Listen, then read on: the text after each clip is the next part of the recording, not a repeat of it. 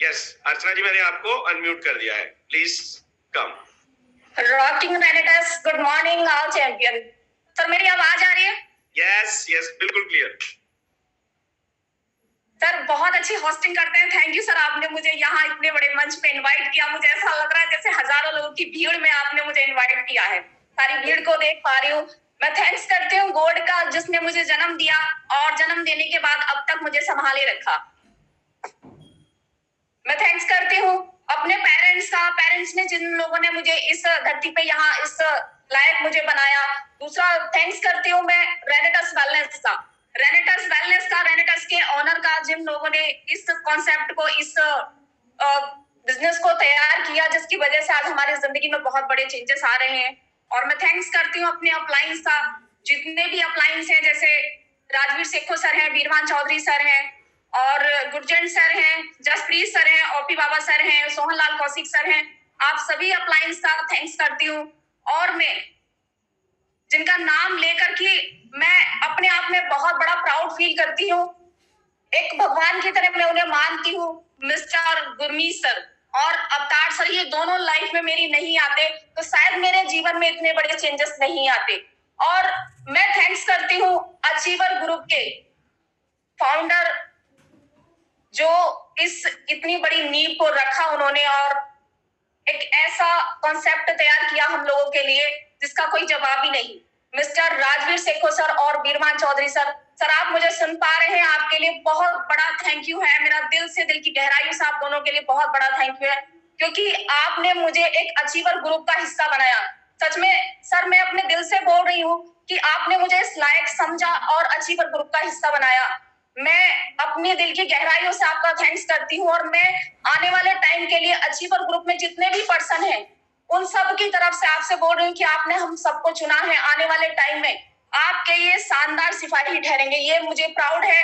और अपने आप को मैं इस बात में अपने ऊपर गर्व करते हुए बोलती हूँ कि आने वाले टाइम में 100% ऐसा होगा कि आप बोलेंगे कि मेरे अचीवर ग्रुप के सिपाही बहुत शानदार, बहुत जबरदस्त निकले और इतना बड़ा कारवा खड़ा किया। क्योंकि सर आने वाले टाइम में ये सब होने वाला है, मैं बहुत जल्दी देख पा रही हूँ। मैं थोड़ी सी बात करूंगी अपने लिए कि हम एक मूवी देखने जाते हैं तो वहां से हीरो बनकर कभी बाहर नहीं निकलते। मैं शुक्रगुजार हूँ, मैं एक दिल से अपने लिए प्राउड करती हूँ कि मैं अपनी लाइफ की खुद एक हीरो हूँ, जो कि अपनी जिंदगी को धीरे धीरे बदल रही हूँ।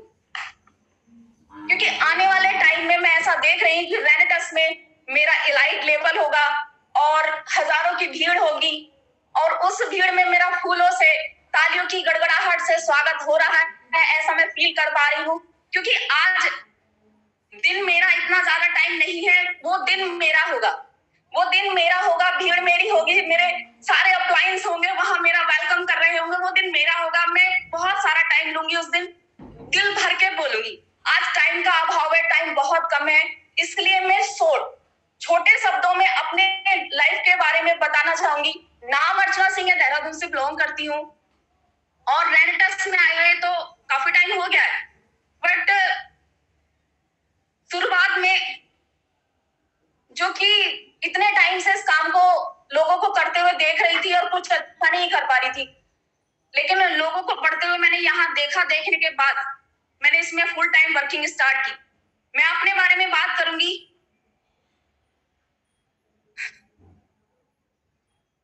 5 साल की थी, मम्मी एक्सपायर हो गई, और 5 साल के बाद आपको पता है कि जब एक लड़की इतनी कम एज में बिना माँ की होती है तो कैसे हालात होते हैं। इन 5 से 7 सालों तक मैं लगभग कभी नाना के यहाँ, कभी मामा के यहाँ, कभी चाचा के यहाँ, कभी दादी के, कभी बुआ के, कभी मौसी के, जगह जगह रह करके मैंने 11 साल की, 12 साल की लगभग एज पूरी करी। फिर एक दिन मेरे पापा ने मुझसे बोला कि बेटा तुम लोग इधर उधर रह रह के परेशान हो चुके हो, सारे रिश्तेदार परेशान हो चुके थे, किसी बच्चों को कोई नहीं पालता। बोले कि मम्मी ले आए तुम्हारे लिए। तो मैं बहुत खुश हुई कि सबको देखा था कि लोग अपने बच्चों को कितना प्यार करते हैं, मम्मी लोग अपनी बेटियों को कितना प्यार करती है। मुझे जब पता चला कि ऐसा होगा, मैंने पापा से बड़ी खुशी के साथ बोला, मैंने कहा पापा ये तो बहुत अच्छी बात है, आप हमारे लिए मम्मी ले आओ। पापा ने शादी कर ली, मैं और मेरा भाई 2 लोग थे। शादी कर ली। शादी के बाद हालात इतने बुरे हो गए कि आप तो समझ ही सकते हैं कि स्टेप मदर किस टाइप की होती है। महीने तो ठीक से कट गए, लेकिन फिर धीरे धीरे धीरे घर में लड़ाई झगड़ा तू मैं स्टार्ट हो गई। मम्मी के होते हुए भी पापा ने मुझे जगह जगह फिर रिश्तेदार में भेजना शुरू करा। 14 साल की एज में, मात्र 14 साल की एज में मेरी शादी कर दी गई। ऐसा समय आया कि 14 साल की एज में बच्चा अपना होश नहीं संभालते, लेकिन मेरी शादी कर दी गई। शादी एक ऐसे इंसान से करी कि मेरी 14 साल की एज, उसकी मुझसे दुगनी एज। शादी में मेरे पापा से कई लोगों ने कहा कि राकेश तुमने ये क्या किया कि तुमने एज का डिफरेंस ही नहीं देखा। लड़की की एज कहाँ और ये इसके पिता के समान लग रहा है, तुम्हारी एज का बंदा लग रहा है। लेकिन जब मेरी शादी हुई, शादी से 4-5 दिन पहले जो लगन होता है, लगन से 4-5 दिन पहले मुझे पता चला कि अर्चना तुम्हारी शादी है। क्योंकि मौसी ने, जो हमारी स्टेप मदर थी, उसने हालात ऐसे कर देते, मजबूरी पड़ गई थी पापा के सामने शादी करना। मेरी शादी करने के बाद उस घर में जाके देखा, एक ईंटों का मकान था और घर में कोई काम नहीं था बंदे के पास। राजमिस्त्री करता था, सिर पे ईंटें ढोता था, साइकिल भी बंदे के पास नहीं थी। मैं ऐसी कंडीशन से वहां जाके 1-1.5 साल मैंने बिताया। बहुत बुरे हालात रहे। बिताने के बाद मेरी समझ में आया कि अब बड़े हो जाना चाहिए, क्योंकि बचपन तो रहा ही नहीं। बचपन तो पेरेंट्स से होता है और पापा किसी दूसरी औरत के हो चुके हैं और मम्मी बचपन से नहीं है। लेकिन फिर भी मैंने सोचा कि सारी चीजें साइड करके जिंदगी तो जीनी है, आगे अच्छे से स्टार्ट करते हैं। मैंने 1 से 1.5 साल के बाद ही, एक नई दुल्हन को पता तक नहीं होता, लेकिन ऐसे हालातों में फिर भी मैंने अपना काम स्टार्ट किया। किराना की शॉप स्टार्ट करी, लोगों से पैसे मांग कर, क्योंकि किसी ने मुझे पैसे तक नहीं दिए थे दुकान खोलने के लिए। किराने की शॉप स्टार्ट करी। सिलाई का काम मैं सीख चुकी थी बचपन से ही, मुझे इन सब चीजों में बहुत शौक था। सिलाई करना शुरू करा। फिर धीरे धीरे मेरे घर में मेरे बड़े बेटे का जन्म हुआ, हिमांशु का। तो मैंने उन्हीं हालातों में, एक गर्भवती लेडीज बार बार दुकान में सामान देना, सिलाई करना, ऐसी कंडीशन में मैंने अपना समय काटा। काटने के बाद बच्चा धीरे धीरे बड़ा हुआ। एक ऐसा समय आया क्योंकि सिलाई का काम मेरा बढ़ने लगा, तो मैंने बच्चे को पैर बांध करके नीचे उसे डाल दिया और मैंने अपना काम किया, करती गई। धीरे धीरे समझ में आया कि इस काम से भी रोटी नहीं चल रही है। बंदा सिर्फ, मेरा हस्बैंड सिर्फ इतना है कि राजमिस्त्री में गए, 50 रुपए कमा लाए, छुट्टी। किसी दिन लगता था, किसी दिन नहीं लगता था। मैंने पार्लर का काम स्टार्ट किया, बिना सीखे पार्लर का काम स्टार्ट किया। ये मेरा कॉन्फिडेंस था कि मैंने सिर्फ पार्लर में जाके अपनी थ्रेडिंग कराई थी। उसके बाद मैंने पार्लर का काम स्टार्ट किया और करके धीरे धीरे मैंने अपनी लाइन को पटरी पे लाना शुरू किया। और ऐसा समय आया कि मैंने किसी से 5,000 लेके, किसी से 10,000 लेके अपने काम को बढ़ाती गई। एक समय ऐसा है कि अपना मकान मैंने बना लिया। पार्लर का काम मेरा ठीक से चलने लगा। सुबह 6 बजे से स्टार्ट होकर के मैं रात को 11 बजे तक पार्लर में काम करती रही। रात में सोई तक नहीं। 1.5-2 घंटे सोने के बाद मैंने कपड़ों की तुरपाइयां करी, करके सुबह 4 बजे से सुबह 6 बजे तक 2 घंटे कपड़ों की तुरपाइयां करती थी। करने के बाद में जब सुबह उठ के फिर दुकान खोलना, फिर पार्लर चलाना, फिर पूरा दिन का रूटीन यही चलता रहा। लेकिन फिर भी मैं इसमें भी खुश होने लगी। मैंने कहा अब धीरे धीरे सब कुछ ठीक होने लगा। बच्चे, दूसरे बेटे का जन्म भी हो चुका था और उसके बाद दोनों बच्चों की पढ़ाई अच्छे स्कूल में मैंने करवाई। मेरे हस्बैंड का कहना था सरकारी स्कूल में डाल दो, हम इतने बड़े पैसे वाले नहीं है जो बच्चों को अच्छे स्कूल में पढ़ाएं। लेकिन मैंने दिन रात मेहनत करी, बच्चों को सरकारी स्कूल में नहीं डाला। मैंने अच्छी इंग्लिश मीडियम स्कूल में उनकी पढ़ाई करवाई। करवाने के बाद धीरे धीरे सब कुछ ठीक सा होने लगा। अब से 6 साल पहले एक ऐसा समय आया कि फिर से मैं 0 पे आ गई। जब मेरी लाइफ में सब कुछ ठीक होने लगा, मेरे हस्बैंड ने मेरे साथ में बहुत सारी टेंशनें क्रिएट करना शुरू कर दी। उसकी भी वजह थी क्योंकि अब से 8 साल पहले मेरे पापा एक्सपायर हो गए। पापा के एक्सपायर होने के तुरंत बाद मेरे हस्बैंड ने मेरे साथ में बहुत टेंशन शुरू कर दी। तो हालात यहाँ तक आए कि बंदे ने मेरे को एक बार चाय में दवाई तक दे दी। तब मेरे नियर बाई जो मेरे अंकल लोग थे, जो मुझे पापा की तरह मानते थे, मुझसे कहते थे कि मैं तुम्हारा पिता हूं, तो उन्होंने कहा कि अर्चना, मरने से तो बेहतर है कि तुम अपनी जिंदगी शुरू से फिर से जियो। यहाँ से चली जाओ। मैंने अपने भाई को बुलाया और मैं अपनी ससुराल से आ गई। इतना होने के बावजूद भी मुझे मेरी ससुराल में ये कह के बदनाम किया कि भाग गई। फिर भी मैंने उस दुख को भी बर्दाश्त करा। बर्दाश्त करने के बाद मैं अपने मायके आ गई। मायके में जिस मौसी ने, जिस माँ ने, स्टेप मदर ने मेरी पहले नहीं रखा था, तो वो मुझे बाद में क्या रखा। बाद में मेरे 2 बच्चों का साथ भी था मेरे साथ। उन्होंने 2-4 दिन रखने के बाद ही बोल दिया कि अर्चना हमारे बस की बात नहीं, तुम करो और खाओ। मैंने किराए पे कमरा लिया। कमरा लेने के बाद 2200 रुपए में एक रूम लिया और रूम लेने के बाद मेरे पास बिल्कुल कुछ नहीं था। एक जोड़ी कपड़े में अपने काशीपुर को छोड़ करके मैं आई थी, कुछ नहीं लेकर आई थी। हालात इतने बुरे थे कि कमरे का किराया देने के लिए नहीं था। सिलाई थी, सब कुछ था मेरे पास, दिमाग में था, सामने कुछ नहीं था। मैंने मकान मालिक से कहा कि अपनी सिलाई मशीन दे दो, मैं सिलाई करूंगी और तुम्हारा कमरे का किराया दूंगी। मैंने दिन रात सिलाई करनी शुरू करी। घर घर जाके बोलना शुरू करा कि मैं सिलाई कर लेती हूँ, मुझे सिलाई का थोड़ा सा कपड़ा देना शुरू करो। उन्होंने कपड़े आए, धीरे धीरे मेरे पे काम बढ़ता चला गया। मैंने अपनी मशीन ले ली। फिर धीरे धीरे मशीन ली और कुछ इधर उधर से पैसे लेकर एक छोटा सा पार्लर फिर से ओपन कर लिया अपने मायके में। वक्त को ये भी मंजूर नहीं था, क्योंकि मुझे लगता है कि एक समय ऐसा था, ये मैं जीरो होनी थी, मेरे पार्लर में चोरी हो गई। सिलाई मशीन से लेकर पार्लर का सारा सामान चोरी हो गया।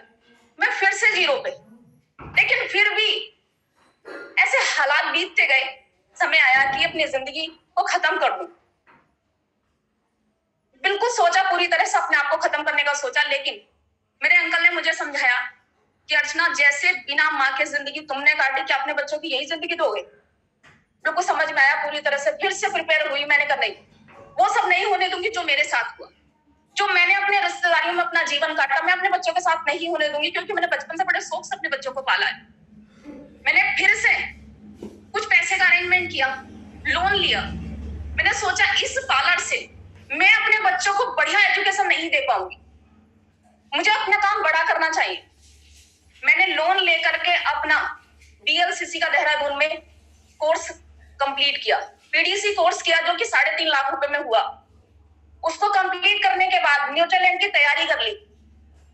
एक समय ऐसा आया, सारी चीजें फिर से हो गई और मुझे लगा कि अब लाइफ में बहुत बड़ा होगा, मेरे बच्चों की जिंदगी बहुत अच्छी हो जाएगी, मेरी जिंदगी बहुत अच्छी हो जाएगी। मैंने पूरी तरह से सोच के मैं बहुत हैप्पी। लेकिन लॉकडाउन लग गया।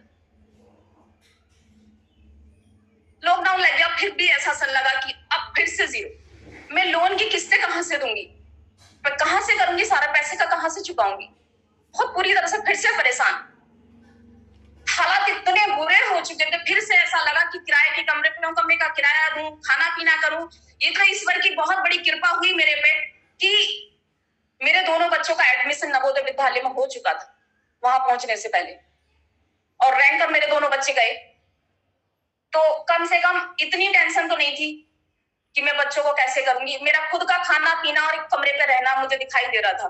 फिर उसके बाद में मैं वहां से निकलने के बाद मुझे बहुत, मैंने यहाँ तक कि यकीन नहीं आएगा आपको, मैंने चने तक बेचे। ऐसा समय आया। मेरा समय पूरी तरह से बीत चुका था, हालात बिगड़ चुके थे। लेकिन एक भगवान का रूप बन के मेरी लाइफ में एंट्री होती है मिस्टर गुरमीत सर। यकीन नहीं आएगा आपको कि मैं उस समय कितना ज्यादा परेशान थी। मेरी लाइफ में गुरमीत सर की एंट्री हुई और मुझे रेनेटस का प्लान मिला। मुझे समझाया, बताया, क्योंकि मैं नेटवर्कर नहीं थी तो पूरी तरह से समझ में उस समय नहीं आया। एंट्री तो लगा दी, लगाने के बाद धीरे धीरे मैं काम को करती रही, लेकिन मेरी समझ में कुछ नहीं आया। फिर भी मैं अपने पार्लर के काम से अपना रोजी रोटी चलाती रही, होम सर्विस करती रही, किसी के जा जाके मैंने पार्लर का काम किया, अपना गुजारा चलाती रही, कभी कुछ काम करती रही। मैंने रेनेटस को गहनता से लिया ही नहीं, क्योंकि मुझे पता ही नहीं था कि नेटवर्किंग में इस कदर पैसा आता है। अब कुछ दिनों पहले, अब से 5 महीने पहले, ठीक 5 महीने पहले, मेरा पूरी तरह से एक जबरदस्त तरीके से प्लान हुआ और सारी चीजों को मैंने देखा, गहनता से समझा। समझने के बाद रेनेटस को दिल से लिया, अपनी लाइफ के सारे पार्ट सेकेंडरी कर दिए, पार्लर को जीरो कर दिया, अपने टैलेंट को जीरो कर दिया कि नहीं, मुझे सिर्फ इतना ही कर पाई हूँ। सिलाई को जीरो कर दिया, सब चीजों को साइड करके मैंने रेनेटस को गहनता से लिया और आज मैं रेनेटस में 100% ये कह सकती हूँ कि हर वो जीरो इंसान जो पूरी तरह से कंगाल है, जिसके पास खाने पीने के लिए रोटी भी नहीं है, वो भी रेनेटस में करोड़पति बन सकता है। ये हकीकत है, ये इसमें कोई दो राय नहीं है। क्योंकि देखिए, बड़ी कामयाबी के लिए बड़ी चुनौतियों का सामना करना पड़ता है।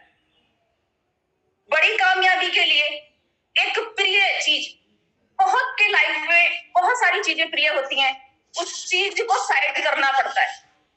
मैंने अपनी सारी प्रिय, मेरा लाइफ में मेरा पार्लर मुझे बहुत प्रिय था। मैं बड़े मन से करती थी, मुझे 24 आवर्स अगर काम मिलता था तो मैं पार्लर करती थी, क्योंकि मुझे लगाव बहुत था। उसको मैंने साइड कर दिया क्योंकि बच्चों का फ्यूचर देखा। हर किसी इंसान को अपनी लाइफ में कुछ ना कुछ प्रिय होता है, किसी को घर प्रिय होता है, किसी को कुछ ना कुछ प्रिय होता है। उस चीजों को साइड करके रेनेटस में 100% आ जाइए, ये मैं मानती हूँ और ये मैं 100% कमेंट कर सकती हूँ, कमिटमेंट हूँ उस बंदे के साथ कि रेनेटस में 101% आपका जीवन बदल जाएगा। बड़ी कामयाबी पाने के लिए बड़ा कुछ दांव पे लगाना पड़ता। मैंने सब कुछ दांव पे लगाया और रेनेटस को पूरी तरह से अपना मान लिया और इसमें 100% मैंने वर्किंग स्टार्ट की। मैं करमजीत कौर मैडम की कहानी से बड़ा प्रेरित होती हूँ। बहुत एक मुझे अंदर से प्रेरणा मिलती है, क्योंकि मेरी लाइफ की स्टोरी और मैडम की लाइफ की स्टोरी शायद मुझे सुन रही होंगी। मैं आपका थैंक यू करती हूँ मैम, कि बिल्कुल सेम जैसी है।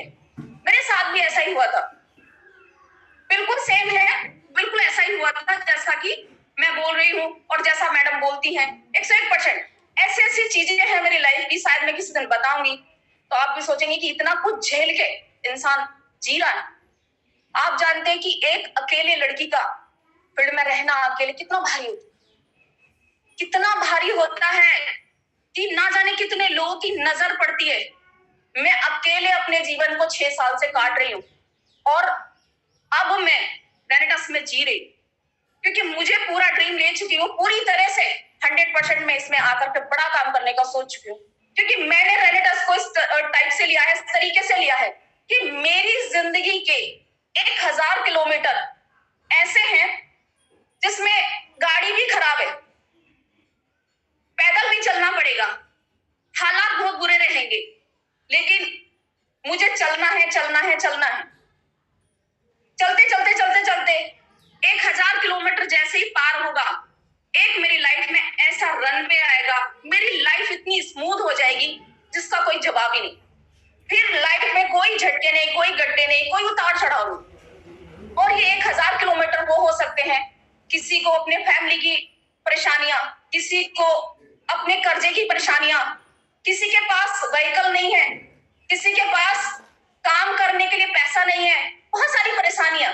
लेकिन इन सब को पार करके, इन सब को पार करने के बाद 1000 किलोमीटर, मान लीजिए एक दिन में 1 किलोमीटर आप पार कर रहे हैं, 1000 दिन में 2.5 से 3 साढ़े 3 साल के अंदर आपकी जिंदगी में इतना बड़ा चेंज आएगा जिसका कोई जवाब ही नहीं।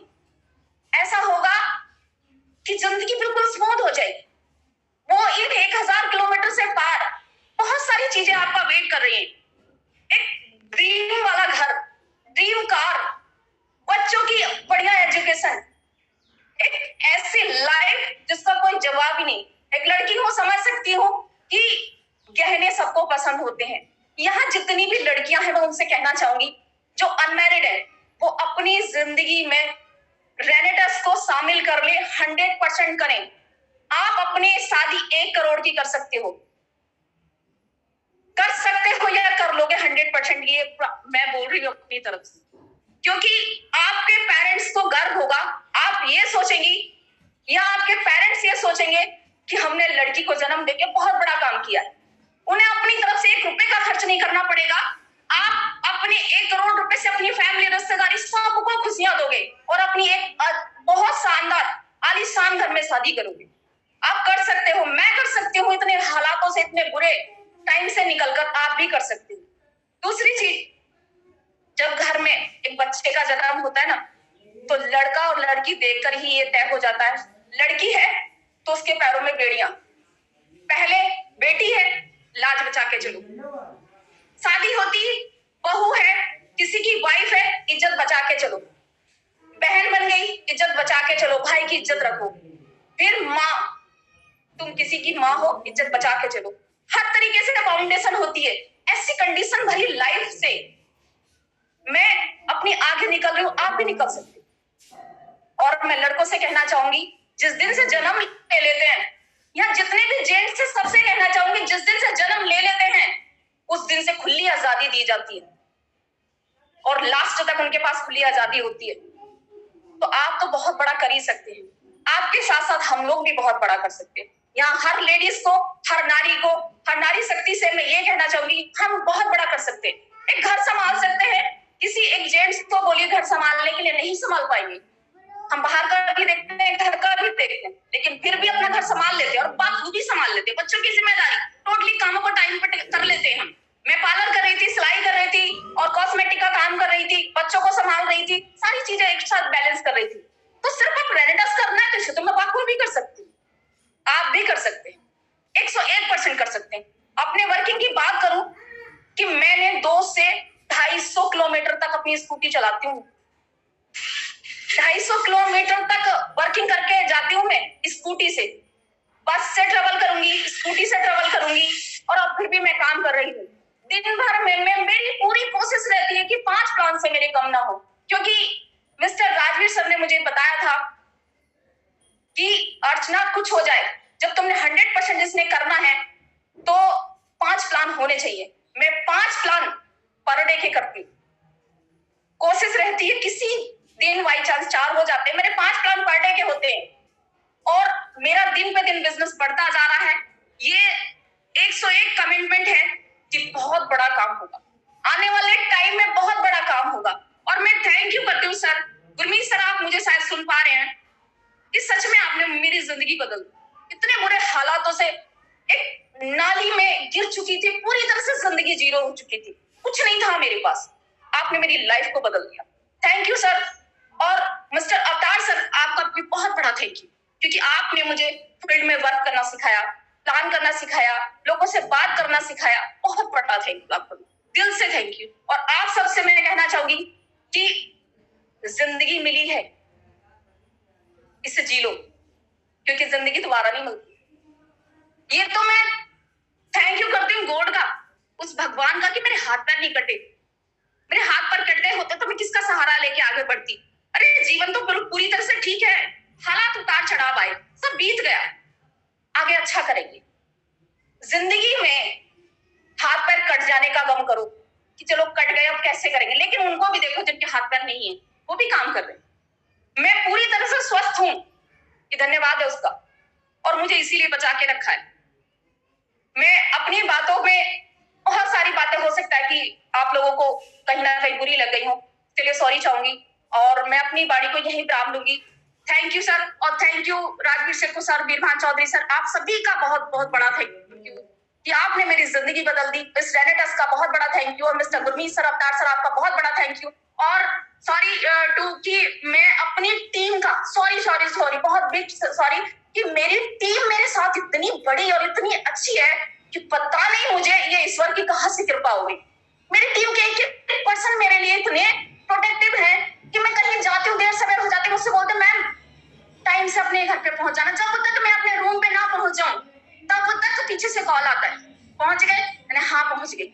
ये तो भगवान का बहुत बड़ा मेरे पे एक कर्म हुआ है कि मेरी टीम इतनी अच्छी है, मेरे से उम्र में बड़े भी हैं और छोटे भी हैं, सब मुझे बहुत बड़ा सहारा देते हैं। थैंक यू, मैं टीम का सबका बहुत बड़ा थैंक यू करना चाहूंगी। और मुझे इतनी बड़ी मंच पे आज मुझे बोलने का मौका मिला, दिल से थैंक यू, और सभी का thank you. Thank you so much. Rocking रेनेटस। Rocking Renetas.